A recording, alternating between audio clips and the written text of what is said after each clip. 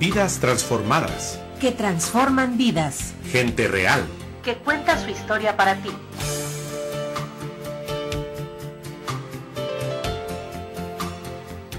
Gracias por estar con nosotros como siempre en este sábado 21 de marzo, ya recibiendo propiamente la primavera. Gracias por estar con nosotros donde quiera que usted se encuentre.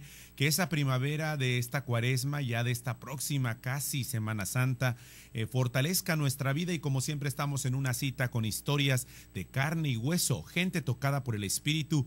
Y si estamos hablando de gente tocada por el Espíritu, de esas vidas transformadas que se van cada día entrando en esa aventura maravillosa del camino de Dios, es nada más ni nada menos que hoy estaremos compartiéndole con ustedes la entrevista que realizó el Centro Televisivo Vaticano, la Radio Vaticana, para obviamente en equipo con una de las televisoras más importantes de nuestro país, y la entrevistadora fue la periodista Valentina Alasraqui. A través de diferentes programas tuvimos la oportunidad de presentarles algunos fragmentos, pero en Vidas Transformadas, que transforman vidas, qué mejor que una vida transformada como la de Jorge Mario Bergoglio, hoy Papa Francisco, y a través de estos 4 segmentos estaremos compartiendo con ustedes la vida transformada del Papa Francisco, el cardenal, ex cardenal más bien, Jorge Mario Bergoglio, hoy Papa Francisco. Así que sin más, vamos con esta primera parte de la entrevista al Papa Francisco para Vidas Transformadas. Papa Francisco, ante todo, 1.000.000 de gracias. Aunque llevo muchos años aquí, es la primera vez que me siento frente a un Papa para hacer una entrevista formal. ¿Tiene miedo? Tengo mucho miedo. A Juan Pablo II me le escondía detrás de las plantas, me le colaba por aquí, por allá, pero nunca hubo digamos, una entrevista así, sentados, formal. Entonces, la verdad, sí me siento muy emocionada, pero sobre todo muy, muy agradecida. Y lo primero que le voy a preguntar es lo que todos los mexicanos, o muchos, o la gran mayoría de los mexicanos se preguntan. Sabiendo usted que como México no hay dos, ¿cómo es posible que usted no nos visite este año? Había mucha esperanza de que usted viniera en septiembre. Yo pensaba hacerlo porque quería entrar en los Estados Unidos por la frontera mexicana. Pero si yo iba a Ciudad Juárez, por ejemplo, y entraba desde ahí, o a Morelia, y entraba desde ahí, se iba a armar un poco de barullo, como, ¿cómo va ahí y no viene a ver a la señora, a la madre? Además, no se puede visitar México de a pedacitos. México requiere una semana. O sea que yo prometo un viaje a México como se lo merece, y no a las apuradas y de paso. Por eso decidí no entrar por México. Papa Francisco, usted ha elegido esta sala donde aparte sé que tienen reuniones muy importantes. Aquí deciden el futuro de su iglesia, de la iglesia, y bajo la supervisión de la Morenita. ¿Qué representa para usted la Virgen de Guadalupe? Bueno, ahí tocó un tema que me llega mucho, ¿no?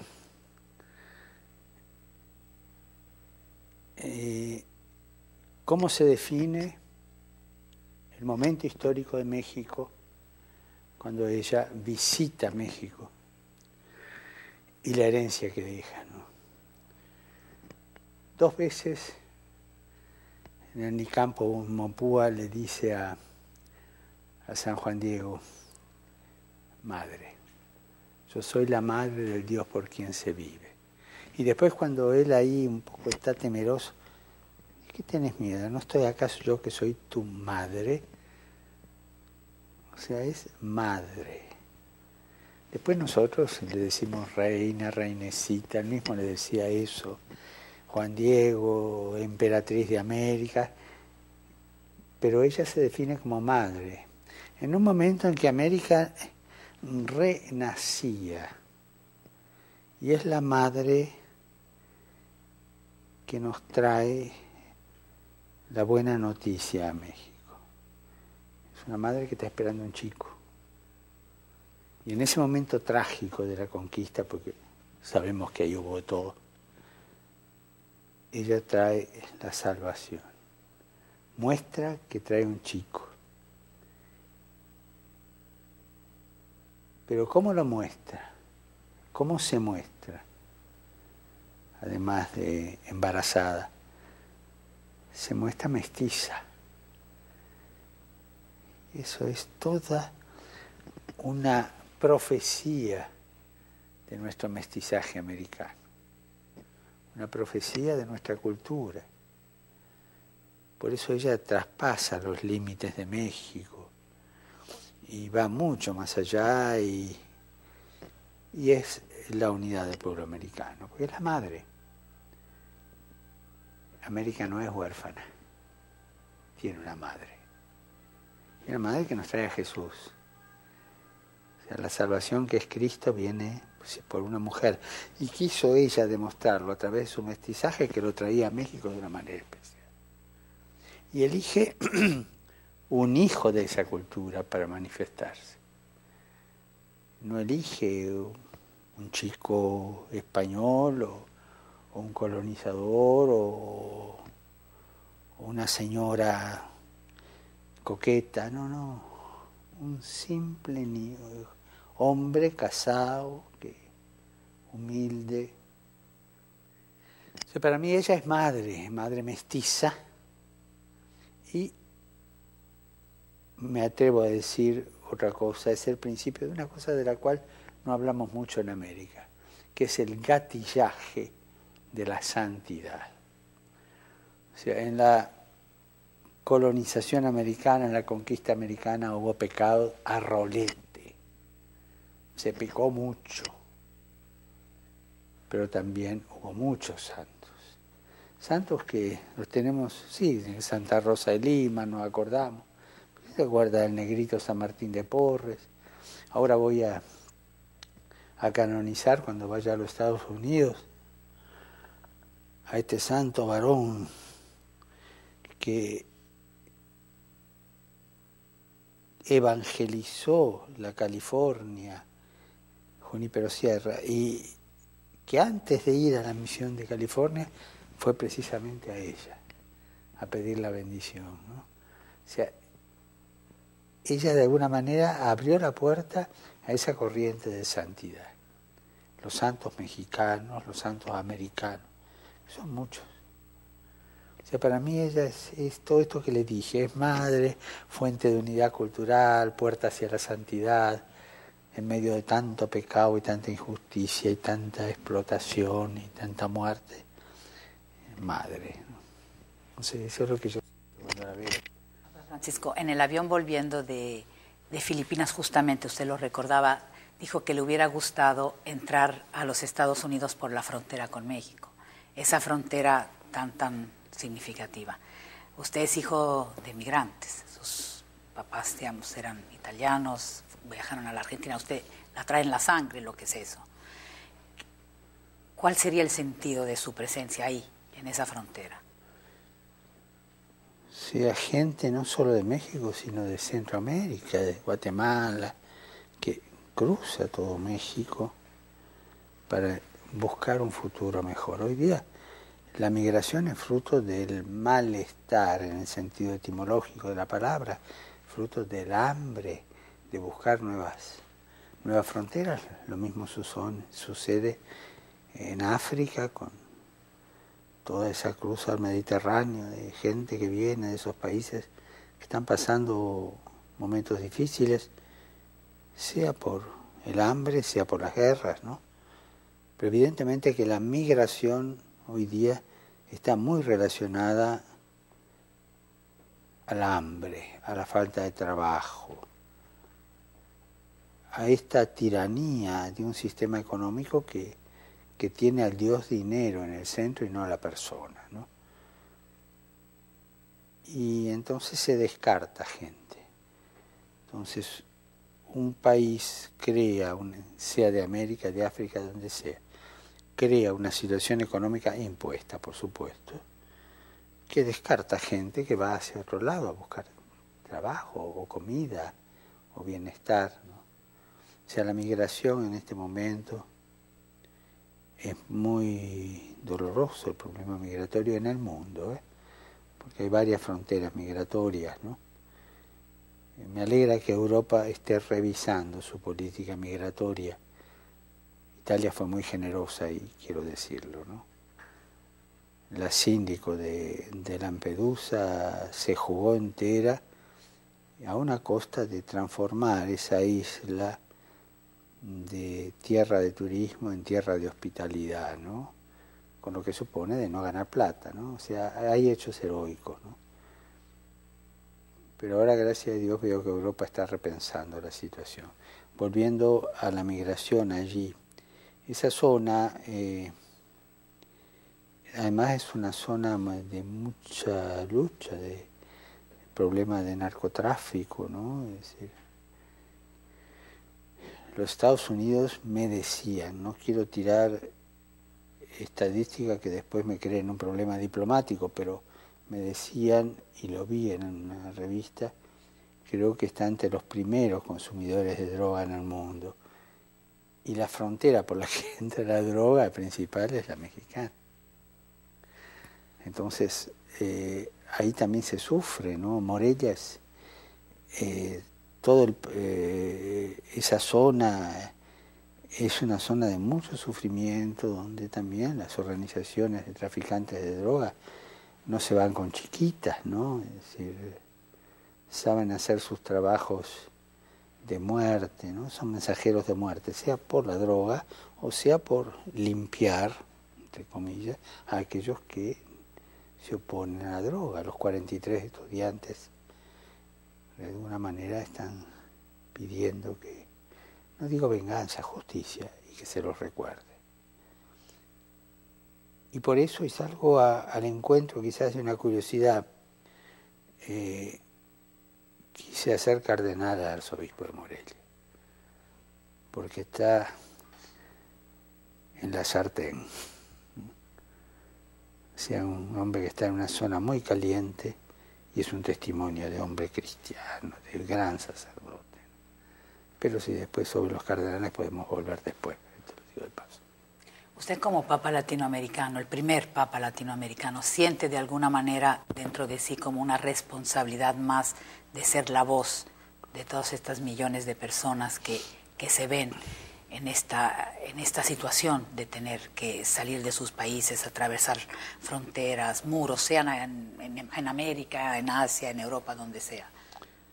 Sí, ser la voz, pero no de una manera programática, me sale solo.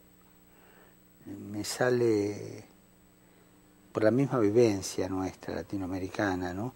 Y también por mi sangre migrante, ¿no? O sea, mi papá con mis abuelos fueron a Argentina, tenían un buen pasar acá, pero por razones políticas, la abuela estaba muy metida en la naciente Acción Católica, y aunque nunca le hicieron tomar el aceite de ricino, pero entonces decidieron irse a buscar nuevos rumbos. Además tenían, los hermanos de mi abuelo ya tenían una buena empresa en Entre Ríos allá, pero ellos llegaron en el 29 y en el 32 la crisis los dejó en la calle, sin nada.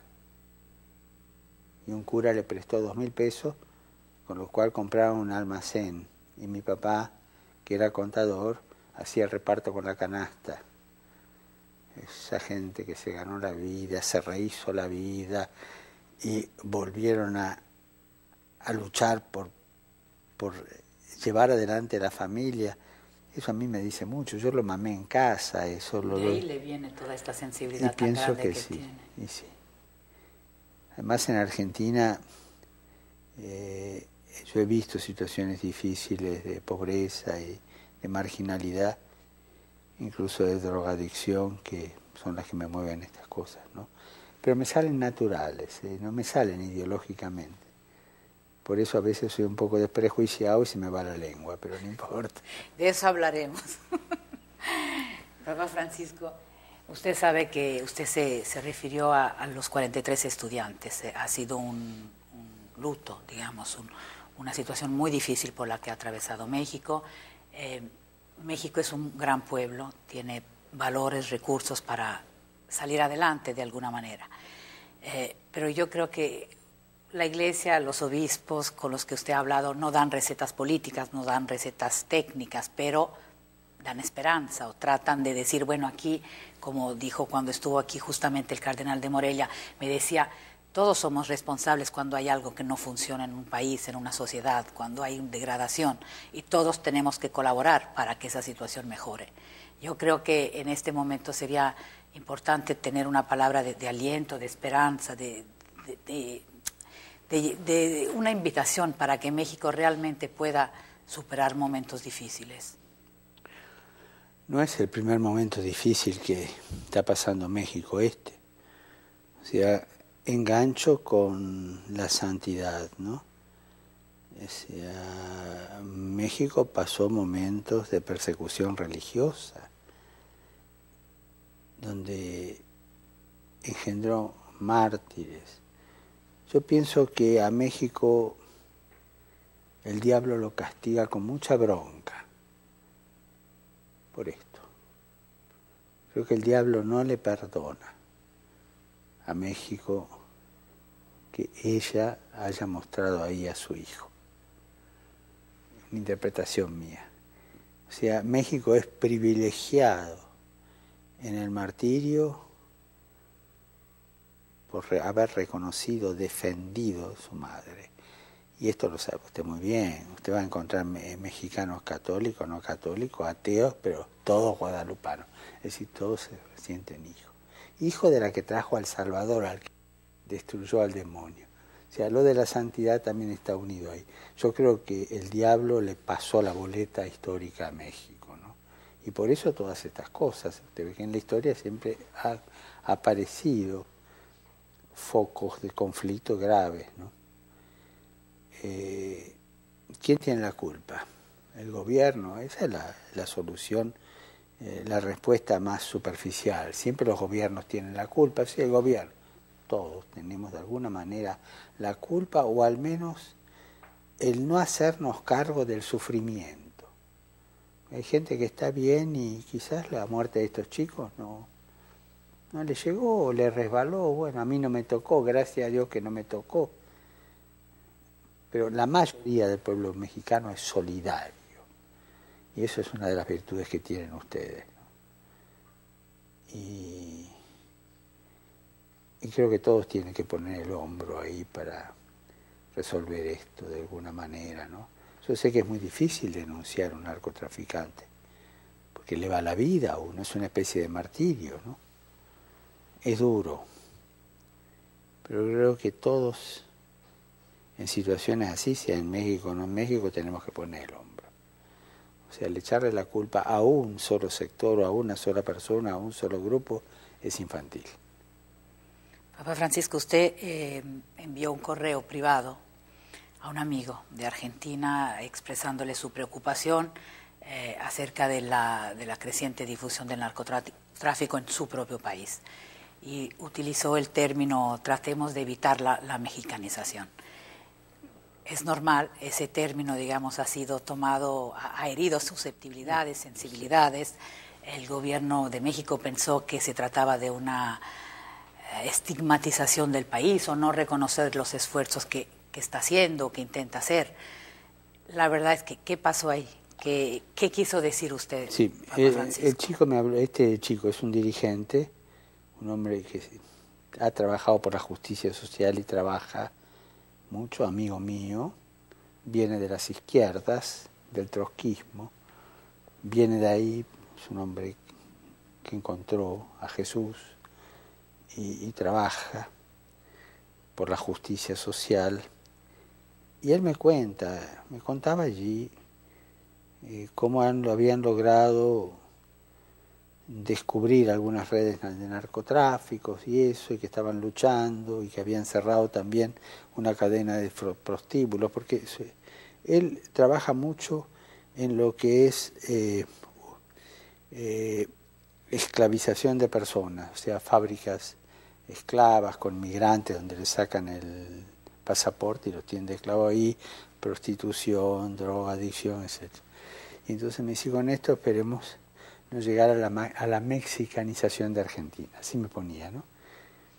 Evidentemente que es un término, permítaseme la palabra, técnico.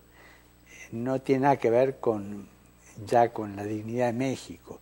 Como cuando hablamos de la balcanización, ni los serbios, ni los macedonios, ni los croatas se nos enojan. Ya se habla de balcanizar algo y se usa técnicamente, y los medios de comunicación lo han usado muchas veces, ¿no? Se usaba colombización, por ejemplo. También, ¿no? Así que yo contesté, rezo, los acompaño, y ojalá no lleguemos a la mexicanización, técnicamente. Levantó pólvora, pero la mayoría, por las estadísticas que me llegaron, que hicieron algunos periodistas allá, el 90% del pueblo mexicano no se sintió ofendido por eso, lo cual me alegra. Para mí hubiera sido un gran dolor que se interpretara de esa manera, ¿no? Mismo gobierno, después de haber preguntado, aceptó las explicaciones estas, que son las verdaderas, ¿no? Y todo en paz. O sea, eso no me cerró las puertas a México. Voy a ir a México. Papá Francisco, relacionada con esta pregunta, usted sabemos que tiene una actividad, digamos, entre comillas, personal muy activa. Usted le llama por teléfono a las personas, escribe cartas personales, preciosas, por cierto. Ante este pequeño, lo que sucedió, ¿usted ha pensado decir a estas personas que quizás deberían de tener el sentido común? Si yo recibo una carta del Papa, yo no la publico. ¿No ha pensado usted que, porque finalmente usted es el Papa, digamos, ¿no? Ya no es Padre Jorge, ¿no ha pensado decirles, miren, yo les llamo por teléfono, les escribo, pero en fin, esto es privado? Lo suelo hacer, normalmente, pero a veces la gente no se aguanta. Porque le meten luego en problemas. Digo, una cosa es la correspondencia privada. Amigo mío me contestó pidiendo perdón, que me juraba y me rejuraba que nunca más iba a publicar. Sigue siendo su amigo. Sí, porque además él lo hizo como diciendo, hasta el Papa está luchando contra la droga, ¿no? Es verdad que aquí hay que tocar un tema que es delicado, ¿no es cierto? Y me puede traer consecuencias argentinas, pero lo tengo que decir. A veces yo me he sentido usado por la política de mi país. Políticos argentinos que pedían audiencia. Sí, comprendo su pregunta y quiero contestar abiertamente, aunque me podría traer algún problema personal en mi país, pero simplemente cuento lo que ha pasado. Claro, los argentinos, cuando vieron un papa argentino, se olvidaron de todos los que estaban a favor o en contra del papa argentino. Y los argentinos que no somos humildes y que somos muy engreídos. ¿Usted sabe cómo se suicida un argentino? ¿No? Se sube arriba de su ego y de ahí se tira abajo. Había oído muchos chistes, pero este no. Entonces somos muy claros. Somos los campeones del mundo, después campeón San Lorenzo. Bueno, el campeón San Lorenzo por usted, yo creo, él le ha ido demasiado bien,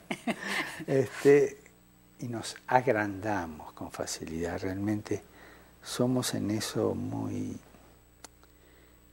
poco humildes, ¿no? Es decir, nos agrandamos con facilidad. La desmesura argentina, propia de nuestra manera de ser, un poco compadrita, pillada, somos los mejores de América, ese tipo de cosas, ¿no es cierto? Yo sé que mucha gente, sin quererlo, la mayoría, algunos queriéndolo, usan su venida acá o una carta mía o un llamado. Hay gente a la que yo llamo y nunca abre la boca, y he llamado y nunca lo dijo, ¿no? Enfermos, o que mandaba una carta y nunca la publicaron, otros sí, ¿no es cierto? Pero si siento que yo debo hacer algo, lo hago y corro riesgo, y bueno, ¿qué va a hacer? Volviendo solo ya a México un segundo, ¿hay algo que le preocupa de México? Por ejemplo, las sectas. Las sectas no es un problema solo de México. Usted es latinoamericano, ha sido un protagonista de Aparecida. Desgraciadamente en el sudeste de México hay ese problema, pero hay en muchos países de América Latina hemos visto cómo van avanzando, cómo van ganando, ¿no? ¿Ahí qué ha pasado? ¿Ha fallado la iglesia en algo?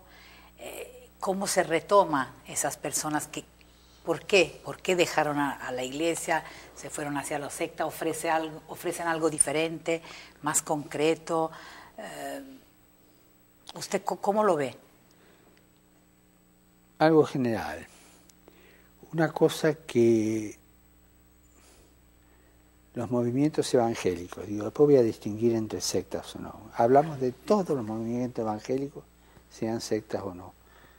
Lo que ofrecen en general es la proximidad, la cercanía. Usted va un día al culto y al domingo siguiente lo esperan en la puerta y le saben el nombre y lo saludan. Usted es persona. Nosotros, los católicos, muchas veces, por ser multitudinarios,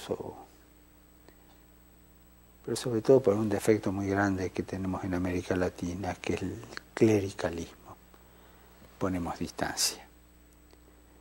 El clericalismo en América Latina fue una de las trabas más grandes para el crecimiento del laicado. El laicado en América Latina solamente creció en la piedad popular. Ahí sí. Porque ahí es libre y el laico es creativo y bueno. Y tiene sus procesiones, sus cultos. Pero organizativamente el laico no creció o no creció un poco por ese clericalismo que crea distancia. Entonces, volviendo a la pregunta, una de las cosas que en los movimientos evangélicos se provocan y crean es la cercanía. ¿Cómo te va fulano? Después yo haría una distinción entre movimientos evangélicos honestos, buenos, ¿sí? Y movimientos sectarios, ¿no? Por ejemplo, hay propuestas religiosas que no son cristianas, ni son cristianas, voy a nombrarlas. Los mismos evangélicos no las quieren ver, y con eso están con nosotros. Y hay sectas. Algunas vienen de la teología de la prosperidad, ¿no es cierto? Bueno, si vos venís y qué sé yo, te va a ir bien y qué sé yo, ¿no? Yo recuerdo una en Buenos Aires que no fui yo, pero le pedí a unos amigos que fueran a ver qué sucedía en una liturgia penitencial, ¿no? Bueno, un lindo y fervoroso discurso, una homilía fervorosa sobre el pecado y que Dios perdona, y realmente una cosa bien hecha. Y dice, bueno, ahora cada uno piense sus pecados y, bueno, vos que hiciste esto, y vas recorriendo los mandamientos, y, bueno, pedí perdón, y para esto tenés que dar una limosna de tanto. Bueno, estoy simplificando, ¿no? Bueno, evidentemente que los evangélicos rechazan todo esto, los evangélicos serios, ¿no? Después está este fenómeno de usar lo religioso como comercio. En el caso de que uno hace un cursito por ahí y se abre un culto, ¿no? Entonces yo distinguiría, no metería en la misma bolsa, ¿no? O sea, hay grupos que se dicen evangélicos y no son ni cristianos, y tanto evangélicos como nosotros los reconocemos así. Con esto he hablado mucho una vez con un gran amigo mío con quien compartí una cátedra de teología. Con esto hablé mucho con un gran amigo mío luterano, profesor de la Facultad de Teología Luterano, sueco él. Hasta aquí estamos hoy compartiendo con ustedes. Sábado 21 de marzo hemos estado escuchando y compartiendo para cada uno de nuestro auditorio en Vidas Transformadas esta primera parte de la entrevista del Papa Francisco. Vamos a una pausa, regresamos. Hacemos una pausa en Vidas Transformadas. Gente de carne y hueso, con rostro e historias que inspiran y salen del anonimato. Regresamos.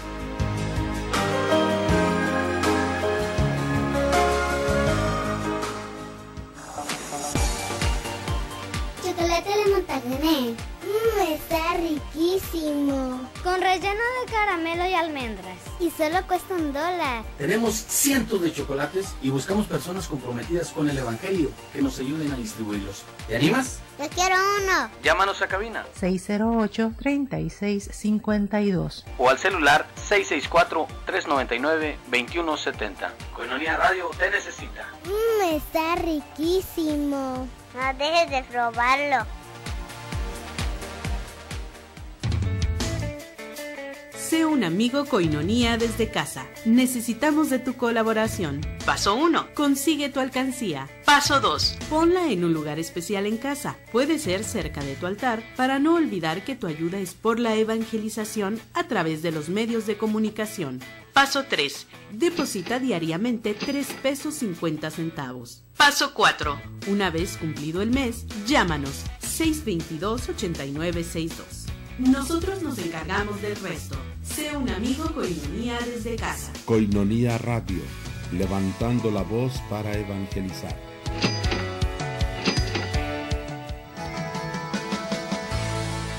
Cena de gala en apoyo a Coinonía Radio. Sábado 21 de marzo a las 8 de la noche, en Casa Coinonía, a 2 minutos de la parroquia Nuestra Señora de la Encarnación. La cena incluye una copa de vino. Habrá cuidado de carros. Costo por persona, 250 pesos. Cupo limitado. Aparta tu lugar. Boletos a la venta en Librerías Paulinas, de Zona Río, Artículos Religiosos Juan Pablo II, frente a Catedral, en Coinonía Radio y la oficina parroquial de Nuestra Señora de la Encarnación. También te los llevamos a domicilio. Llámanos 608-3652 y al celular 664-399-2170 con Javier Moriel. Aparta tu lugar. No pierdas esta oportunidad de apoyar la evangelización. Coinonía Radio, la radio de la Arquidiócesis, invita.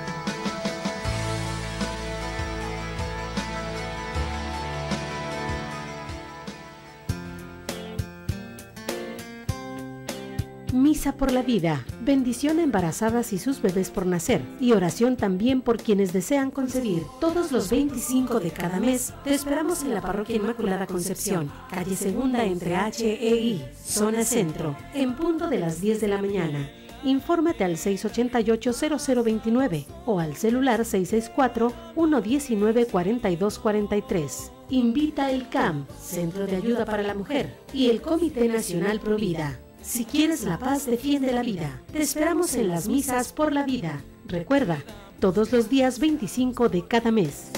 Gloria, gloria, gloria a Dios en el cielo. Escucha la palabra. Todos los sábados a las 9 de la noche. tjcatólico.com, con los hermanos misioneros servidores de la palabra. Te esperamos. La palabra para crecer en la vida de fe.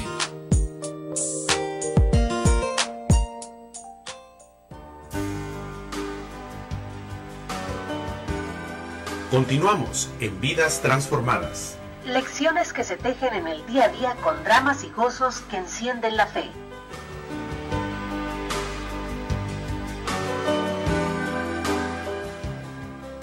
Estamos de regreso en este día en Vidas Transformadas, compartiendo con ustedes una vida transformada tocada por el espíritu de aquel cardenal Jorge Mario Bergoglio, primer papa latinoamericano que llegaría al cónclave en marzo del 2013 y saldría precisamente de ahí como el nuevo sucesor de San Pedro. Continuamos con más aquí en Vidas Transformadas, presentándoles esta segunda parte de la entrevista al Papa Francisco por la periodista Valentina Lazraki. El pastor Anders Ruth murió hace 3 años, ya en Suecia, había vuelto desde Suecia, con quien compartimos la cátedra de Teología Espiritual. Yo lo invité cuando enseñábamos en la Facultad Católica Teología Espiritual. Y hablábamos mucho, éramos muy amigos. Y él hizo una tesis, la tesis de habilitación, no la del doctorado, sino la de habilitación, la hizo sobre un movimiento sedicente evangélico, pero que no es cristiano en el fondo. Y prueba por qué no es cristiano. O sea que en esto con los evangélicos, no solo las iglesias históricas, sino con los movimientos evangélicos, estamos de acuerdo en que hay sectas que no son, algunas ni cristianas y otras que son un cachivache, para decir una palabra nuestra.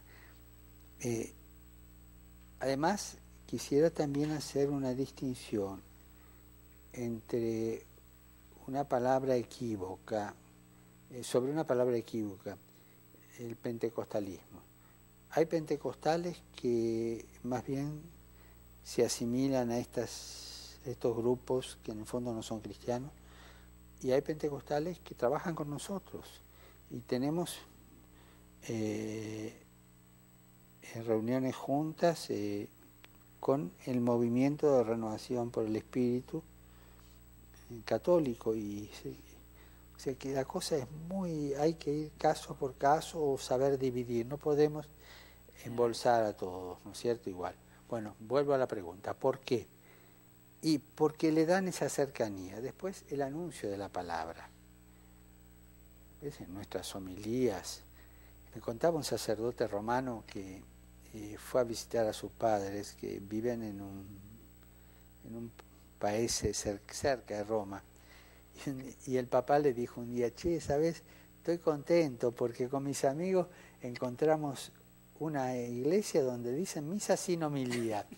Es decir, hay homilías que son un desastre. Es decir, no sé si la mayoría, pero no llegan al corazón. Son clases de teología o son cosas abstractas o largas. Por eso en la Evangelii Gaudium dediqué a la homilía tanto. Bueno, en general los pastores evangélicos tienen una cercanía y llegan al corazón y preparan bien la homilía, ¿no? Creo que nosotros en eso nos tenemos que convertir. Obviamente que el concepto protestante de la homilía es mucho más fuerte que el católico en el inicio, ¿no es cierto? Para Lutero la homilía era un sacramento casi. Para nosotros era, bueno, una disertación, una catequesis, y se la reducía a catequesis. Gracias a Dios los católicos hemos encontrado ya la teología de la predicación, donde la homilía tiene parte, es como un sacramental, hay algo que lo pone, que habla, pero hay algo que lo pone Dios. Y es algo muy serio, ¿no? Entonces, claro, distancia, clericalismo, homilías aburridas, los otros ofrecen cercanía, trabajar, movete, integración en el trabajo, palabra de Dios ardiente y se van. Es un fenómeno que se da no con las iglesias o comunidades eclesiales más serias, evangélicas, sino con estos que son un poquitito flojos o que son no son cristianos, y es que algunos quedan a mitad de camino y se van de casa y después ya tampoco quedan allá y no vuelven, y es un problema muy latinoamericano. En Argentina trabajábamos mucho juntos con los pastores. En Buenos Aires yo me reunía con un grupo de pastores amigos y rezábamos juntos y organizamos 3 retiros espirituales para pastores y sacerdotes juntos, de varios días. En 2 y predicaba un sacerdote o un católico y un pastor. Predicó una vez el obispo que ya murió, Grech, de Australia, y 2 veces el padre Cantalamessa por parte católica. Y por la parte de ellos, pastores también prestigiosos. Y ahí estábamos, pastores, pastoras, curas, rezando juntos, haciendo nuestro retiro espiritual. 3 veces lo hicimos. Eso nos ayudó mucho a lo que más o menos estamos en la línea más seria, ¿no? Y también hicimos 3 encuentros ya entre católicos y evangélicos en el Luna Park, que es una capacidad de un poquito más de 7.000 personas. También un día entero, ¿no? En 3 años diversos. Y también invitábamos a algunos pastores de afuera, a algún cura de afuera, a cantar la mesa, una vez estuvo. Y eso nos ayudaba a trabajar juntos los que estábamos en una línea seria, ¿no? Entonces, la palabra sectas se va como diluyendo.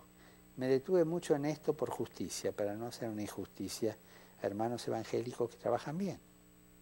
Papa Francisco, tenemos la suerte de que esta entrevista cae en el segundo aniversario de su elección.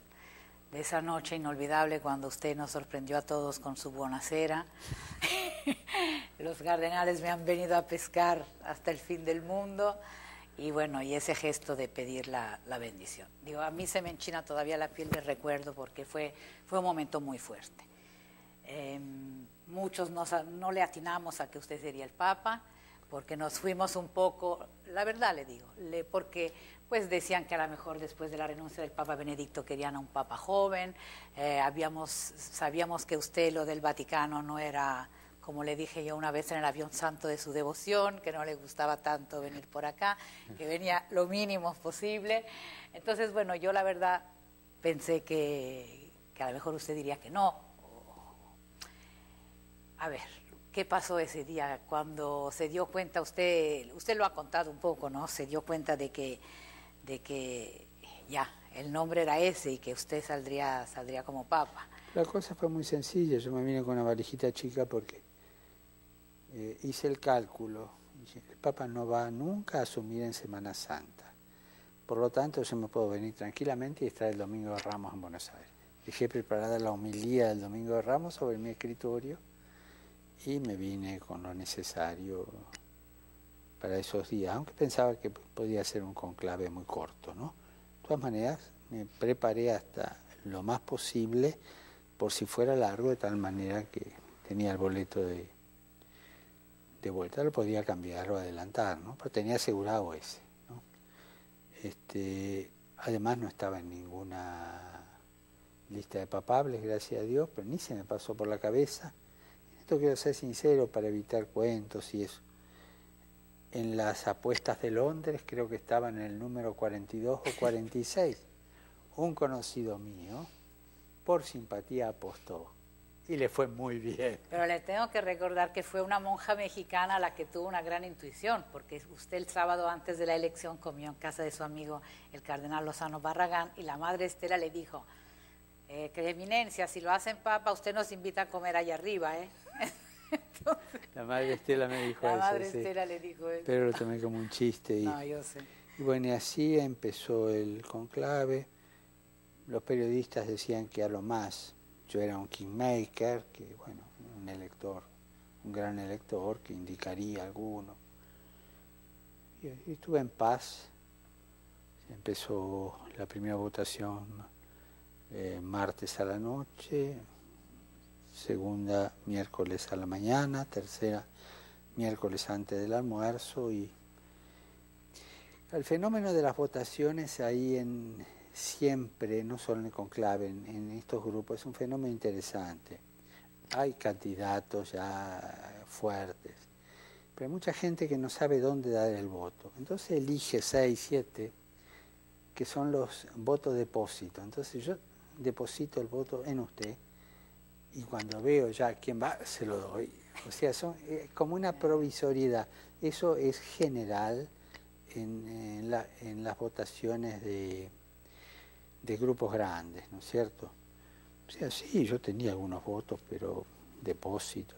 Pero es cierto que en el cónclave anterior había tenido unos 40, ¿se puede decir? No, eso dijeron. Sí, bueno, dijeron. Algún cardenal dijo. Bueno, dejémoslo al cardenal, aunque yo podría decirlo ahora porque tengo la autoridad para decirlo, pero mejor, dejemos que lo haya dicho el cardenal. Pero nada, realmente hasta ese mediodía nada.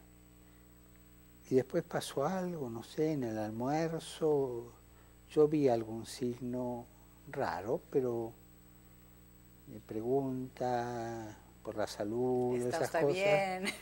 Esas cosas que... Y ya cuando volvimos a la tarde se cocinó el pastel, ¿no? En 2 votaciones se acabó todo, ¿no? O sea que para mí también fue una sorpresa. ¿Qué me pasó a mí? En la primera votación de la tarde, cuando yo vi que ya eso podía ser irreversible, lo tenía al lado, y esto lo quiero contar, porque hace a la amistad, al cardenal Humes, que para mí es un grande. A la edad que tiene es el delegado de la Conferencia Episcopal para el Amazonas. Y va allá y se mete, y va en barca, y va visitando las iglesias. Y yo tenía al lado y ya a la mitad de la primera votación de la tarde, hubo dos, hubo una segunda, cuando se vio la cosa, se me acercaba así y me decía, no te preocupes, así obra el Espíritu Santo. Me causaba gracia. Después, en la segunda votación, cuando se alcanzaron los 2/3, siempre se aplaude, ¿no? En todos los conclaves aplauden. Y sigue el escrutinio. Y él ahí sí me besó y me dijo, no te olvides de los pobres. Y eso me empezó a dar vuelta en la cabeza y fue lo que provocó la elección del nombre después, ¿no? Yo, mientras la votación, rezaba el rosario, solía rezar los 3 rosarios diarios, tenía mucha paz, yo diría hasta inconsciencia. Lo mismo cuando se dio la cosa, y para mí ese fue un signo de que Dios quería eso. La paz, hasta el día de hoy no la he perdido. Pero es algo de adentro, como un regalo, ¿no? Y después, ¿qué es lo que hice? No sé. Me hicieron parar, me hicieron preguntar si aceptaba. Dije que sí, no sé si me hicieron jurar algo, no me acuerdo. Pero estaba en paz. Después fui, me cambié la sotana y salí y quise ir primero a saludar al cardenal Díaz, que estaba ya en su silla de ruedas, y después saludé a los cardenales. Después le pedí al vicario de Roma y al cardenal Lumes, por amigo, que me acompañaran, cosa que no estaba prevista en el protocolo. Ahí empezaron sus problemas con el protocolo, creo. ¿Qué sabía? Yo puse ahí Esa fue la primera de muchas. Y fuimos a rezar a la Capilla Paulina mientras el cardenal Torán anunciaba el nombre. Después salí, yo no sabía lo que iba a decir. Y bueno, todo lo demás son testigos ustedes. Sentí profundamente que un ministro necesita la bendición de Dios, pero también la de su pueblo. No me atreví a decir que el pueblo me bendijera. Simplemente dije, pueblo, recen para que Dios a través suyo me bendiga. Pero me fue saliendo todo espontáneo, ¿no? Igual lo de rezar por Benedicto. O sea, no sé, no preparé nada. Lo asumió. Salió solo. ¿Y le gusta ser papa? No me disgusta. Porque uno se hubiera imaginado que no le hubiese gustado ser papa. No, una vez dada la cosa, pues se hace. ¿Qué es lo que le gusta y lo que no le gusta tanto de ser papa? ¿O le gusta todo? Sí, lo único que me gustaría es poder salir un día sin que nadie me conociera, irme a una pizzería a comer una pizza. Eso estaría muy bien. Es decir, voy a esto, no, esto lo digo como ejemplo. En Buenos Aires yo era muy callejero. Vivía en la calle. Por las parroquias, exacto. Iba, venía. Y claro, cambiar de hábito y estar, eso me cuesta un poquito, pero no se arregla, se habitúa, ¿no? Encuentra otra manera de callejear, el teléfono, Y lo de que no le gustaba tanto el Vaticano no es ningún secreto, no le gustaba mucho venir por acá. Y ahora, después de 2 años que está aquí adentro, ¿le gusta un poco más o un poco menos? No es solo el Vaticano, yo todo lo tengo que aclarar. Creo que mi gran penitencia son los viajes. A mí no me gusta viajar. Yo estoy muy pegado al hábitat. Es una neurosis. Una vez leí un libro muy lindo que se llama Alégrese de ser neurótico. Entonces, uno tiene que descubrir las neurosis que tiene y cebarle mate todos los días, tratarla bien para que no le hagan daño, ¿no? Y bueno, yo digo, de mis neurosis o de mi modo de ser es estar muy pegado al hábitat. O sea, todo viaje no me gusta. Y venir a Roma, por ahí no me gustaba, porque algún ambiente de chisme y eso, ¿no? Que por eso venía y me iba enseguida, ¿no?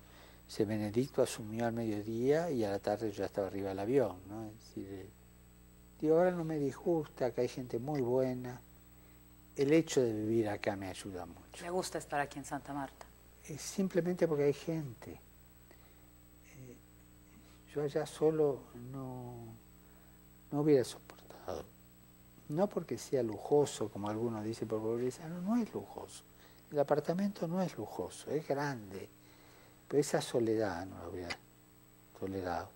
Pero venir aquí, comer en el comedor, donde está toda la gente, tener la misa esa, donde 4 días a la semana viene gente de afuera, de las parroquias, y me da un poquitito de holgura espiritual, me gusta mucho eso. ¿No se siente solo? No, en serio que no.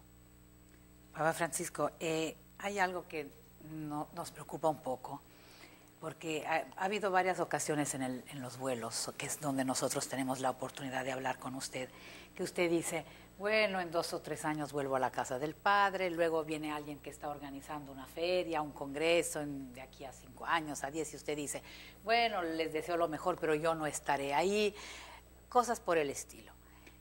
¿Por qué tenemos la sensación de que usted, por un lado, es como si tuviera prisa en su forma de actuar, y por otra, ¿por qué como que parecería como que viera su pontificado a breve plazo?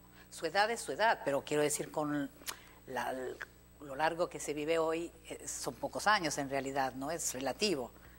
¿Por qué tiene esa sensación? ¿Por qué de repente nos dice estas cosas?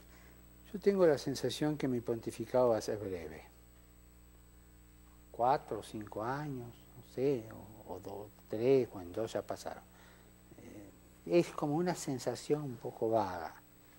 La digo, capaz que no. Es como, por ahí es la psicología del que juega, y entonces cree que va a perder para no desilusionarse después, y si gana estar contento, no sé qué es. Pero tengo la sensación que el Señor me pone para una cosa breve nomás. Pero es una sensación. Por eso tengo siempre la posibilidad abierta, ¿no? Y usted nos ha dicho también de que seguiría el ejemplo del Papa Benedicto en caso de que se diera cuenta de que no. Eso cambia la idea del papado un poco, porque estábamos acostumbrados finalmente antes de esta renuncia en época moderna, quiero decir, para nosotros el Papa era una institución, pues el Espíritu Santo se creaba y hasta la muerte, ¿no? Bueno, hubo algunos cardenales en el preconclave, en esas congregaciones generales, que se plantearon el problema teológico, muy interesante, muy rico, ¿no? Yo creo que lo que hizo el Papa Benedicto fue abrir una puerta. Hace 70 años no existían los obispos eméritos, y hoy tenemos 1400. O sea, se llegó a la idea de que un hombre después de los 75, alrededor de esa edad, no puede llevar el peso de una iglesia particular, en general. Creo que lo que hizo Benedicto con mucha valentía fue abrir la puerta de los papas eméritos. Benedicto no hay que considerarlo como una excepción, sino como una institución. Por ahí sea el único en mucho tiempo, por ahí no sea el único, pero es una puerta abierta institucional. Hasta aquí hemos estado escuchando en Vidas Transformadas esta entrevista interesante, un papa espontáneo que habla desde el corazón de una historia de carne y hueso tocada por el Espíritu en esa elección famosa del cónclave del 2013, donde salió elegido Papa Francisco. Nos ha hablado de dentro de esas historias que se van tejiendo y que hoy, a través del Papa Francisco, se transforma también nuestra vida. Vamos a una pausa y regresamos. Hacemos una pausa en Vidas Transformadas. Gente de carne y hueso, con rostro e historias que inspiran y salen del anonimato. Regresamos.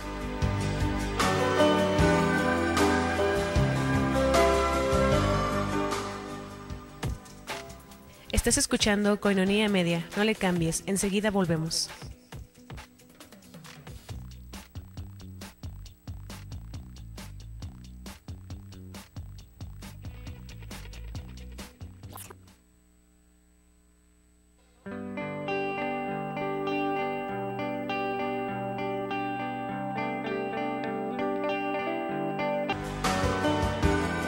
Continuamos en Vidas Transformadas.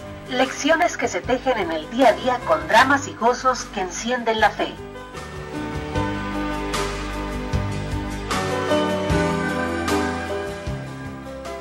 Estamos de regreso en este día especial en Vidas Transformadas, enviándoles cordiales saludos a cada uno de ustedes que nos siguen a través de Koinonia Radio. Y hoy en Vidas Transformadas, qué mejor que una historia de vida que ha transformado nuestra vida, que toca en su palabra, en su mensaje, en su historia, en su humor, en sus ejemplos o en su testimonio, que es el Papa Francisco. Continuamos con esta tercera parte de la entrevista realizada por la periodista Valentina Zarraqui, el Centro Televisivo Vaticano, la Radio Vaticana, para esta televisora de nuestro país, y aquí a través de Koinonia Radio en Vidas Transformadas. Hoy la entrevista de Papa Francisco.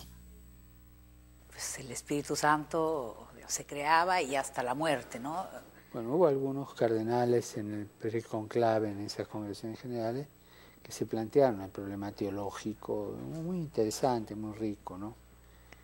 Yo creo que lo que hizo el Papa Benedicto fue abrir una puerta. Hace 70 años no existían los obispos eméritos y hoy tenemos 1400.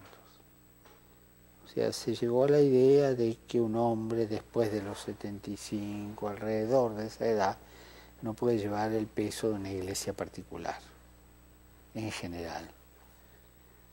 Creo que lo que hizo Benedicto con mucha valentía fue abrir la puerta de los papas eméritos. Benedicto no hay que considerarlo como una excepción, sino como una institución. Por ahí sea el único mucho tiempo, por ahí no sea el único, pero es una puerta abierta institucional. Hoy día el Papa emérito no es una cosa rara, sino que se abrió la puerta que pueda existir eso. Se podría pensar como en los obispos, no sé, un papa que renuncia a los 80 años, Sí. que haya esa posibilidad, por También ejemplo. se puede, pero a mí eso no me gusta mucho de ponerle edad, porque creo que el papado tiene algo de última instancia, es una gracia especial. Para algunos teólogos el papado es un sacramento. Es un sacramento, algunos teólogos alemanes, los alemanes son muy creativos en todas estas cosas. Y yo no creo eso, pero vamos, quiere decir que hay algo especial. Entonces decir, bueno, este hasta los 80 crea una sensación de fin, de pontificado que no haría bien, previsible, ¿no? Yo no soy de la idea de poner una edad, pero sí soy de la idea de lo que hizo Benedicto. Usted lo ve el otro día en el consistorio, estaba feliz allí, contento, respetado por todo el mundo. Yo lo voy a visitar, a veces lo hablo por teléfono. Como dije, es como tener al abuelo sabio en casa. Uno puede pedir consejo, leal a muerte. Una cosa de Benedicto, que no sé si ustedes la recuerdan, cuando lo despedimos, el 28 de febrero, en el aula Clementina, él dijo que entre ustedes está mi sucesor. Le prometo lealtad, fidelidad y obediencia. Y lo cumple. Hombre de Dios. Le puedo hacer una pregunta así como muy personal. La primera vez que vimos dos papas vestidos de blanco en Castel Gandolfo, yo le voy a ser muy sincera, a mí sí me causó un pequeño shock, porque no estábamos acostumbrados. ¿No? ¿Qué le parece? Que usted diga que se ha abierto esta institución de los papas eméritos, está bien decirlo ahora, pero la primera vez que uno ve dos papas vivos, vestidos de blanco, dices, ¿qué pasa aquí, no? usted a nivel personal acababa de ponerse el vestido blanco, porque lo acababan de elegir hacía pocos días, y eso supongo que ya le conllevaría asimilarlo. Y de repente encontrarse otro papa vestido de blanco, a nivel así íntimo, personal, ¿se le hizo tan normal como ahora usted lo dice? No. Fue el 23 de marzo. En Castel Gandolfo, y ahí me sentí como que mi papá me llevaba y me enseñaba y me hacía sentar. O sea, fue el anfitrión en el sentido más humano de la palabra. Y ahora tenemos que pasar a un tema que es de sus preferidos, que es la curia. Porque bueno, sabemos que usted ha emprendido una reforma de la curia. La reforma se puede entender por algo técnico, vamos a decirlo así, ¿no? Es decir, ver cómo hacerla funcionar mejor, las congregaciones, dicasterios. Pero yo tengo la sensación de que su ambición va más allá de la ambición o deseo, va más allá de una cuestión técnica. Tenemos la sensación de lo que a usted le gustaría en realidad sería cambiar mucho más que las estructuras, cambiar la mentalidad, cambiar el corazón. Digamos, esta es mi sensación. Quería saber si es así, y si cree que lo puede lograr. Todo cambio empieza por el corazón, ¿no? O sea, la conversión del corazón. Por ejemplo, por eso los ejercicios espirituales cerrados, ya 2 años, ¿no? Bueno, vamos, ahí los de la curia, los prefectos y los secretarios de dicasterio, alrededor de 80, y bueno, estamos ahí encerrados, rezando, y oímos al predicador, ¿no? O sea, una conversión del corazón, ¿no? También, alguno me va a retar por esto, pero también una conversión del modo de vivir. Creo que esta es la última corte que queda en Europa. Las demás cortes se han democratizado, incluso las más clásicas. Hay algo en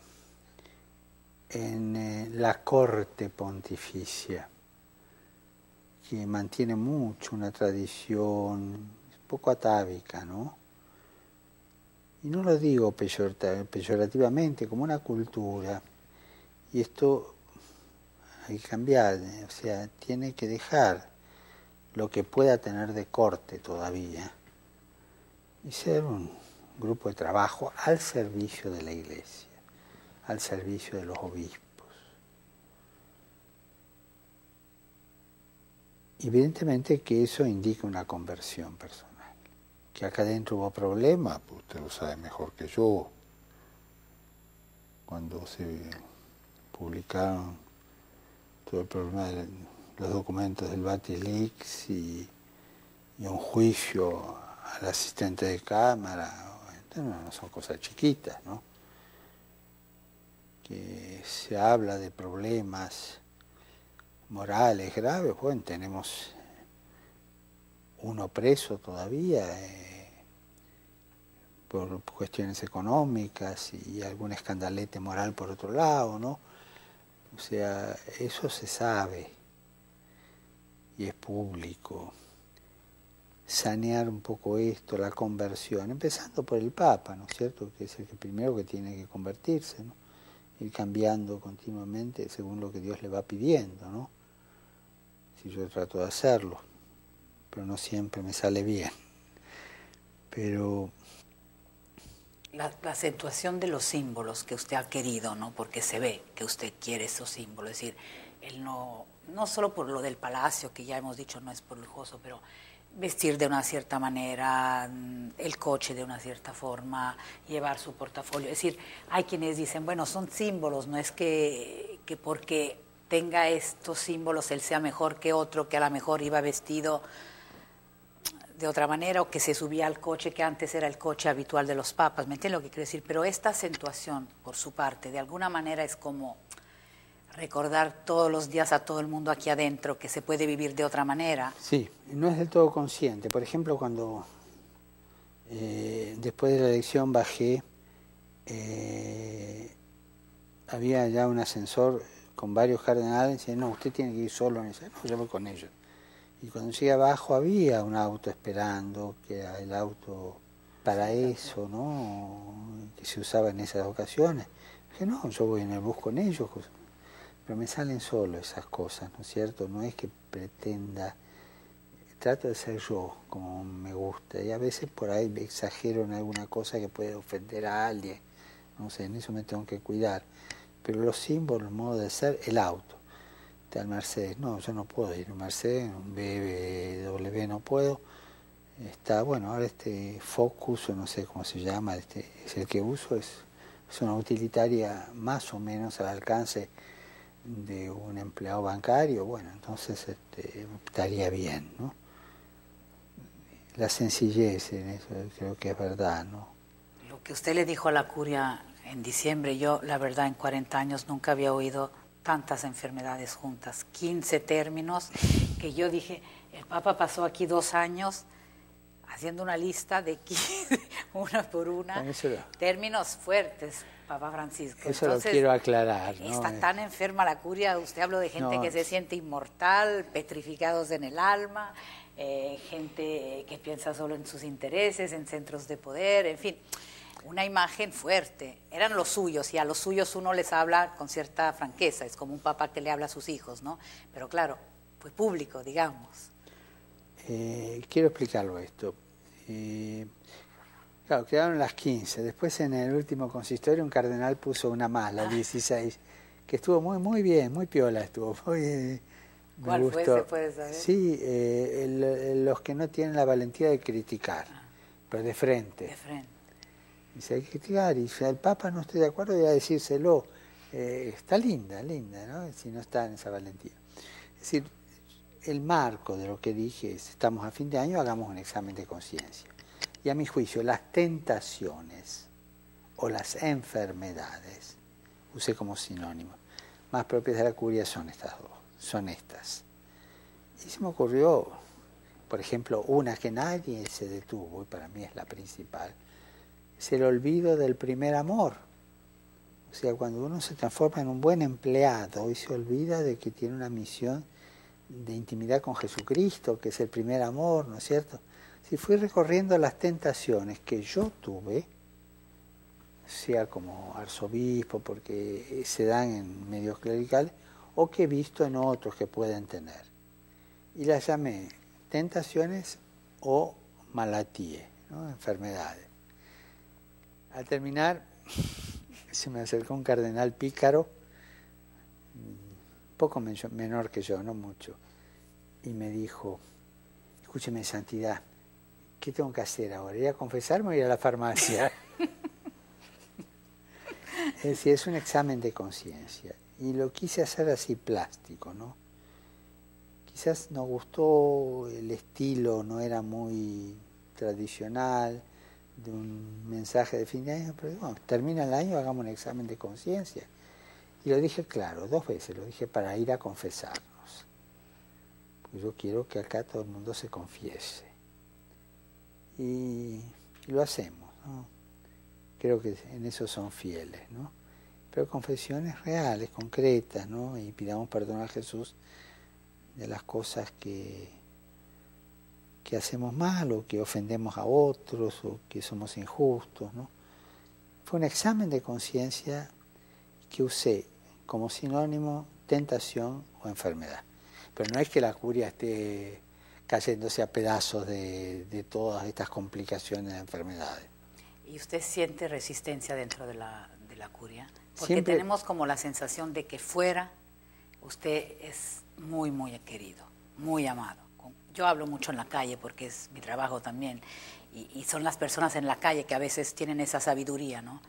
Y lo quieren y te dicen, pues yo lo quiero por cómo es, lo quiero porque habla así, ya tocaremos el tema, porque habla papale, como dicen en italiano, muy franco, muy espontáneo. Pero luego de repente entras por aquí y sientes resistencia, usted lo sabe porque usted creo que nos ha dicho que antes eran como más callados y ahora quizás tienen más valor de decirlo, me gusta, ¿no? Que salgan las cosas, ¿no? Siempre hay puntos de vista diversos, que son lícitos. Yo lo que quiero es que salgan y se digan. O sea, en la malatía 16, ¿no? O sea, que se digan de frente, que tengan el coraje de no callar, que se diga, ¿no? Y nunca, nunca, nunca, y esto lo digo delante de Dios, desde que soy obispo, he castigado a uno por decirme las cosas en la cara. Esos son los colaboradores que yo quiero. ¿Y los tiene? Los hay. Acá ya encontré. ¿Pocos, muchos? Hay bastante, digamos. Bastante. Hay. Y hay otros que no se atreven, que tienen miedo. Pero hay que dar tiempo al tiempo, ¿no? Yo apuesto a la parte buena de la gente. Todos tienen mucho más de bueno que de malo. Todos. Papa Francisco, usted ha tenido que preguntar muchas veces esta pregunta, justamente porque por su opción preferencial por los pobres, por su forma de vivir, por lo que usted dice constantemente contra el Dios dinero. Le dicen, el Papa Francisco es marxista, el Papa Francisco es de izquierda. Usted lo ha aclarado, ha dicho, no, yo sigo el Evangelio. Pero bueno, la gente todavía a veces como que no lo entiende y le achaca. Y hay personas con dinero limpio, quiero decir, que se han hecho, que a veces yo he oído que estas personas han dicho, pero ¿qué pasa ahora? Solo los pobres son los buenos y los ricos son los malos de la película. Como que hay un sector de personas acaudaladas, bien, que han hecho su trabajo, que han una fábrica, lo que sea, que se sienten como diciendo, bueno, para el Papa Francisco los importantes son los pobres y nosotros no nos cuida tanto, no habla tanto de nosotros. ¿Qué hay de todo esto? ¿Es solo evangelio? ¿Es su sensibilidad? Yo vengo de una familia que después de la quiebra del 32 y de todo, se rehizo y clase media acomodada. O sea, no es ninguna cosa de resentimiento. Yo lo del 32 no lo viví, así que... pero habría que aclarar bastantes cosas, ¿no? Primero que tenemos que habituarnos a no calificar con hermenéuticas de modé. O sea, hoy día izquierda y derecha es una simplificación que no tiene sentido. 50 años atrás por ahí tenía más sentido, hoy no. O marxista hoy día ¿qué es? Porque el marxismo tiene tanta variedad de expresiones que... El problema de la hermenéutica en la interpretación de los hechos de una persona pública para mí es muy importante. O sea, siempre hay que interpretar un hecho histórico, pequeño o grande, con la hermenéutica del momento, en la hermenéutica histórica. Si no, caemos en simplificaciones o en desviaciones, ¿cierto? Yo conocí gente rica y estoy llevando adelante acá la causa de beatificación de un empresario rico argentino, Enrique Shaw, que era rico, pero era santo. O sea, una persona puede tener dinero, Dios se lo da para que lo administre bien. Y este hombre lo administraba bien, no con paternalismo, sino haciendo crecer a aquellos que necesitaban de su ayuda. Lo que yo ataco siempre es la seguridad en la riqueza. O sea, no pongas tu seguridad ahí. En el Evangelio Jesús en eso es radical. Aquel que tenía los graneros y había hacer otro y mañana te vas a morir. O sea que es muy claro, no pongas tu esperanza ahí. La injusticia de las riquezas. Por ejemplo, cuando no se paga el sueldo justo. Eso es pecado mortal. Eso es aprovecharse de la pobreza de otro. O cuando a la mucama de la casa se le paga en negro, total, es una sirvienta. Yo lo escuché. Pero no porque la patrona o el patrón sea rico, sino por esa actitud. El dinero siempre es traicionero. El diablo entra por el bolsillo, siempre. San Ignacio decía que había 3 escaleritas, 3 escalones. Primero es la riqueza. El diablo te mete la plata en el bolsillo. Segundo es la vanidad. Y tercero es el orgullo y la soberbia. Y de ahí a todos los demás pecados. Cuando vos llegás a ese nivel de orgullo, sos capaz de cualquier cosa. Lo hemos visto en los dictadores, los tiranos, los que se aprovechan de más, los explotadores, ¿no? Es decir, hoy día la trata de personas la lleva gente con mucho dinero. Esos son los que yo ataco. O sea, el dinero que esclaviza a otros o no los deja crecer o sirve para engordarse a sí mismo, como el evangelio de ayer, ¿no? Del que vive ignorando que hay pobreza. Una cosa que a mí me escandalizaba en Buenos Aires, en la nueva zona de Puerto Madero, ¿no? Que es preciosa, todo ganado al río, ¿no? Por un lado, esos edificios enormes, 36 restaurantes, donde si usted va a cenar le cortan la cabeza, ¿no? Porque le hacen pagar. La terminal ferroviaria y después la Villa Miseria. Esas son las cosas que el despilfarro de dinero, ¿no? Eso desde el punto de vista social. Y mi denuncia desde el punto de vista social es siempre a eso. Pero lo que más me indigna es el salario injusto. Porque uno se enriquece a costa de la dignidad no dada a la persona. Lo que te da dignidad es el trabajo, y vos usás el trabajo para hacerlo indigno, porque le pagás, o no le pagás la pensión, y con tranquilidad de conciencia.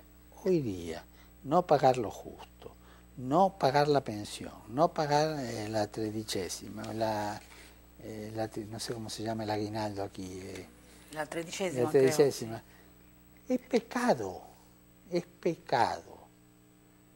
Y lo haga un rico, lo haga uno de clase media o lo haga un pobre, eso es pecado. Y esas cosas las tenemos que decir.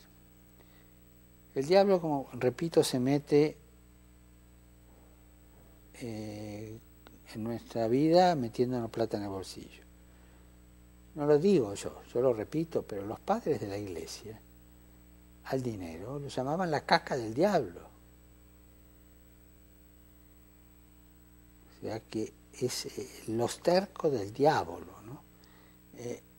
¿Por qué? Porque veían ahí algo que echaba a perder, que ensuciaba, que te llevaba por el mal camino, ¿no? Es el primer paso, como decía San Ignacio, para la suficiencia, pues la vanidad y el orgullo, ¿no?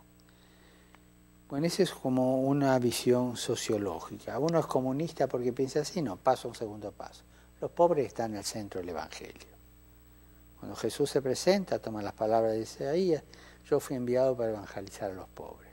Los pobres tienen una riqueza que las personas que tenemos mucha seguridad, y yo me incluyo entre los ricos, entre comillas, porque a mí no me falta nada, y tengo que andar cuidándome de no aprovecharme de eso para no pecar, una riqueza que no tenemos. La persona pobre, honesta, tiene una sabiduría, la dignidad del trabajo, del cuidar a sus hijos, cuidar a la cría, como decimos en Argentina.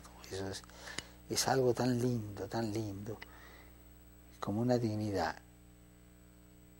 Y Pablo VI, en la Evangelii Nunciandi, número 46 o 48, no recuerdo, dice que los pobres son más capaces de entender ciertas virtudes cristianas, están más preparados, ¿no? Están mucho más preparados.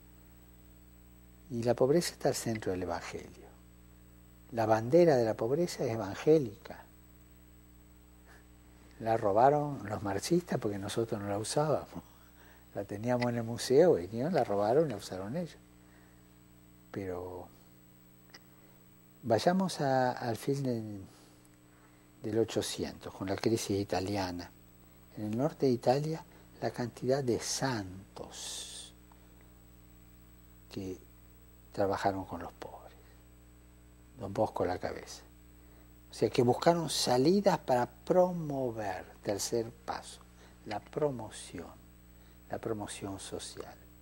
No es cuestión solo de dar dinero, es de promover, de ahí la importancia de la educación y la salida laboral. Ese es que a alguno de esto le parezca exagerado, quizás es por mis pecados que yo digo palabras fuertes y no soy lo suficientemente bueno y pastor como para llegar al corazón de esa gente, pero son hijos de Dios, simplemente le tendría que pedir que se conviertan, pero pedírselo con corazón de padre y no a veces pegándole, es verdad, en eso sí. Papa Francisco, un tema grande de estos 2 años también ha sido el sínodo de la familia, evidentemente, con todo lo que eso ha generado, digamos, la comisión para los abusos contra los menores. Hasta aquí hemos estado escuchando la entrevista al Papa Francisco, hoy en Vidas Transformadas. Gracias por estar con nosotros en esta tarde de sábado. Que se la esté pasando de lo mejor. Bendiciones y saludos en el inicio de esta primavera. Vamos a una pausa y regresamos con la última parte de esta entrevista del Papa Francisco. Hacemos una pausa en Vidas Transformadas. Gente de carne y hueso, con rostro e historias que inspiran y salen del anonimato. Regresamos.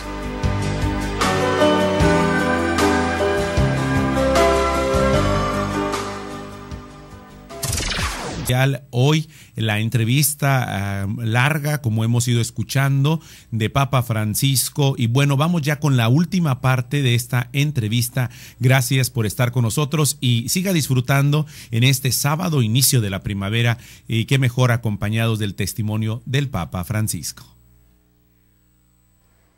Para que se dijera, había quienes pisaban el acelerador, los otros pisaban el freno, unos decían que usted quería que se pisara el acelerador, usted sabe cómo fue el sínodo. Esa es la imagen que nosotros tuvimos, a lo mejor no fue así. Concretamente, usted ha convocado un segundo sínodo. ¿Qué espera de este segundo sínodo? Porque cree que se ha creado demasiada expectativa. Las parejas que hoy sufren, los divorciados vueltos a casar, los homosexuales, ¿cree que tienen unas expectativas que van más allá de lo que luego ustedes van a poder lograr? Creo que hay expectativas desmesuradas, ¿no es cierto? Sínodo de la familia no lo quise yo, lo quiso el Señor. Y fue una cosa de Él. Cuando Monseñor Eterovich, que era el secretario, me trae los 3 temas más votados, me dice, el más votado es este, ¿qué aporte? El aporte de Jesucristo al hombre de hoy. Y bueno, hagamos este. Sí, ese era el título del sínodo. Seguimos hablando sobre organización y yo le dije, mira, hagamos una cosa, pongamos el aporte de Jesucristo al hombre de hoy y a la familia de hoy. Y ahí quedó como la familia en la cola. Cuando fuimos a la primera reunión del Consejo Posinodal, se empezó a hablar, sí, con ese título, y después sí, porque el aporte de Jesucristo a la familia, y ya el hombre de hoy quedó un poquito afuera. Y al final dice, no, porque este sínodo sobre la familia, en la misma dinámica fue cambiando el título, yo calladito. Y al final me di cuenta que fue el Señor el que quiso eso. Y bien querido, porque la familia está en crisis. No quizás la crisis más tradicional de la infidelidad o como llaman en México, la casa chica y la casa grande, no ese tipo de... sino una crisis más de abajo, ¿no? Te ve que los jóvenes no quieren casarse o conviven y no lo hacen por protestar de nada, sino que expresan así su cosa. Pues a la larga se casan algunos, otros por iglesia. O sea, que hay una crisis familiar dentro de la familia. Y desde ese punto de vista, creo que lo que el Señor quiere es que enfrentemos eso. Preparación al matrimonio, acompañamiento de los que conviven, acompañamiento de los que se casan y llevan bien su familia, acompañamiento de los que han fracasado en la familia y han hecho una nueva unión, preparación al sacramento del matrimonio, no todos están preparados. ¿Y cuántos matrimonios que son hechos sociales son nulos por falta de fe? Ser una solución cuando ustedes han hablado, digamos, de una de las posibilidades de las anulaciones. Benedicto ya puso eso muy claro, ¿no? Que la falta de fe, de conciencia de lo que se hace, ¿no? Es un problema grave, ¿no? Bueno, la familia en crisis, ¿cómo integrar en la vida de la Iglesia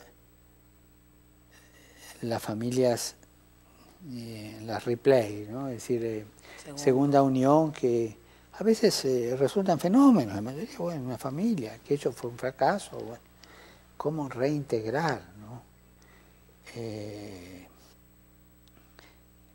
Que vayan a la vida de la Iglesia? Entonces cada uno ahí simplifica y dice, le van a dar la comunión a los divorciados. Con eso no se soluciona nada, porque lo que la Iglesia quiere es que vos te integres a la vida de la Iglesia. Pero hay algunos que dicen, no, yo quiero tomar la comunión y ya está. Una escarapela, una honorificencia. No, o sea, reintegrarte. Hay 7 cosas que no pueden hacer, según la legislación actual, los que están en segunda unión. Yo me las acuerdo todas. Pero una es no ser padrino de bautismo. ¿Por qué? ¿Y qué testimonio le va a dar al ahijado? Testimonio de decirle, mira querido, yo en mi vida me equivoqué, ahora estoy en esta situación, soy católico, los principios son estos, yo hago esto y te acompaño. Testimonio de verdad. Pero te viene un mafioso, un delincuente, uno que mató gente, pero como está casado por la Iglesia, puede ser padrino. O sea, esas contradicciones, una cosa que, y hay que integrarlos en eso, no enseñar catequesis. ¿Por qué no? ¿Por qué no? Si creen que estén en una situación que se suele llamar irregular, y la reconozcan y la acepten, y sepan lo que la Iglesia piensa de esas cosas, no es impedimento. Cuando hablamos de integrar es meter todo esto. Entonces, acompañar procesos interiores. Usted me preguntó que yo di libertad. Un sínodo sin libertad no es sínodo. Es conferencias, un cambio de... El sínodo es un espacio protegido en el cual pueda trabajar el Espíritu Santo. Y para eso la persona tiene que ser libre. Por eso yo me opongo a que sean publicadas las cosas que dice cada uno con nombre y apellido. No. Que no se sepa que lo dijo él. Que se sepa lo que se dijo, si no tengo problema. Pero no quién lo dijo. De tal manera que se sienta libre para decir lo que quiere. Después tenemos un problema muy serio, que es la colonización ideológica sobre la familia, ¿no? Por eso me referí en Filipinas, porque es un problema muy serio. Es decir, los africanos se quejan mucho de esto, bueno, y en Latinoamérica también se da. Y a mí me pasó una vez, fui testigo de un caso con una ministra de Educación, cuando no piden ciertos créditos, sí, pero enseñanza de la teoría del gender. Entonces, una cosa que va como atomizando a la familia, ¿no? Esa colonización ideológica que destruye la familia, ¿no? Por eso espero que del sínodo salgan cosas muy claras, muy rápidas, y que ayuden a toda esta crisis familiar, que es total, ¿no? Papa Francisco, usted ha creado una comisión para los abusos de protección contra los menores. Le han tocado escándalos a los papas anteriores. Nosotros en México pues hemos tenido un escándalo muy, muy grave, que ha sido el del fundador de una congregación mexicana, que es Marcial Maciel. Durante años este tema fue tabú. Fue un tema tabú dentro y fuera del Vaticano. Se habló mucho de gente que encubrió, de facilidades, de grupos de poder. ¿Usted lo conoció? ¿Supo algo de él? ¿Siente que este haya sido un caso que haya tenido que ver también con encubrimientos, digamos, dentro del Vaticano. Lo que sé, yo nunca tuve contacto con los legionarios de Cristo, porque no estaban en Buenos Aires y la primera parroquia se la dio mi predecesor en Parroquia Santa María de Betania, cuando la dejaron otros religiosos, los Picpus, y se la dio a ellos, y eran 3. O sea, en Buenos Aires 3 religiosos, o sea, no los conocía, oí hablar de ellos. Cuando vine a hacer, no el curso, porque no estaba el curso para nuevos obispos, pero sí un encuentro de movimientos laicales, me hospedé, es decir, el curso se hacía en un edificio de ellos, en una universidad, ¿no? Es el otro contacto que tuve, o sea que no los conocía. Cuando me enteré del escandalazo, realmente me dolió mucho, me escandalicé. O sea, ¿cómo esta persona pudo llegar hasta esto? Evidentemente que era una persona muy enferma, porque además de todos los abusos, creo que también había 2 o 3 mujeres de por medio, hijos con una o con otra, no sé. O sea que había algo ahí y mucha plata. Volverlo a lo mismo, ¿no? La corrupción empieza por los bolsillos, ¿no? Pero creo que se trataba de un enfermo, un gran enfermo.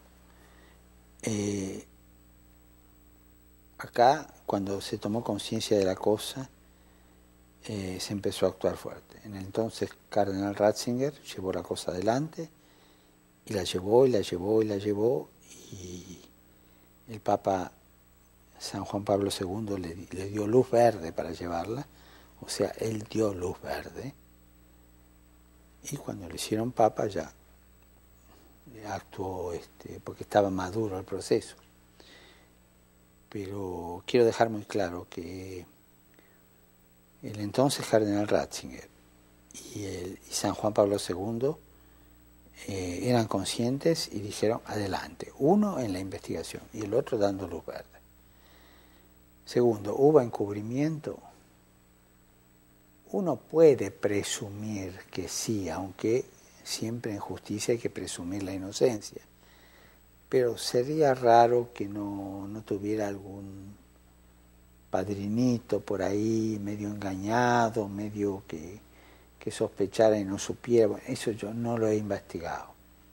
Abusos ahora, evidentemente que desde las primeras intervenciones de tolerancia cero, eso se sigue. La comisión esta no es para los abusos, sino para la tutela del menor, o sea, para prevenirlo, ¿no? El problema del abuso de menores es un problema grave. La mayoría de los abusos se dan en el entorno familiar y vecinal. No quiero decir números para no equivocarme. Un solo cura que abuse de un menor es suficiente para mover toda la estructura de la iglesia y enfrentar el problema. ¿Por qué? Porque el cura tiene la obligación de hacer crecer ese chico, esa chica, en la santidad, en el encuentro con Jesús. Y lo que hace es destruirle el encuentro con Jesús. Hay que escuchar a los abusados. Yo los he escuchado acá. Una mañana entera la pasé con 6, 2 alemanes, 2 irlandeses y 2 ingleses. La destrucción interior que tienen. O sea, son antropófagos. O sea, es como si se comieran a los chicos. Los destruyen, ¿no? Aunque haya un solo cura es suficiente para avergonzarnos y para hacer lo que hay que hacer. Pero en esto hay que seguir adelante y no volver un paso atrás. O sea, destruir una criatura es horrible, es horrible.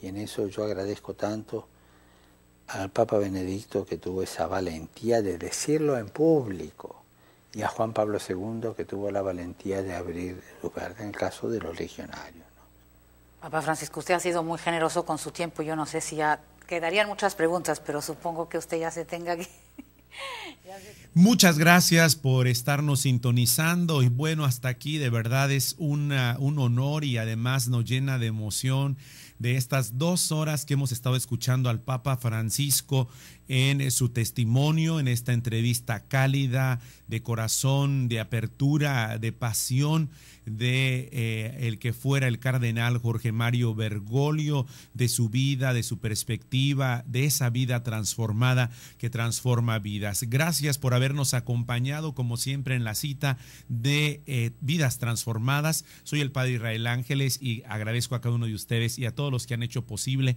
esta producción y transmisión para cada uno de ustedes. Continúe con nosotros, aquí está ya Koinonia Ágape, la frescura, el ardor de nuestra fe. Que tengan un excelente sábado en punto de las 7 de la noche, la transmisión de la Santa Misa. Dios los bendiga y nos vemos la próxima semana en una cita de Vidas Transformadas. Vidas transformadas. Que transforman vidas. Deseamos conocer tu historia. Porque todos llevamos un superhéroe dentro del corazón. Llámanos al 608-3652. La producción de Vidas Transformadas puede visitarte en tu casa.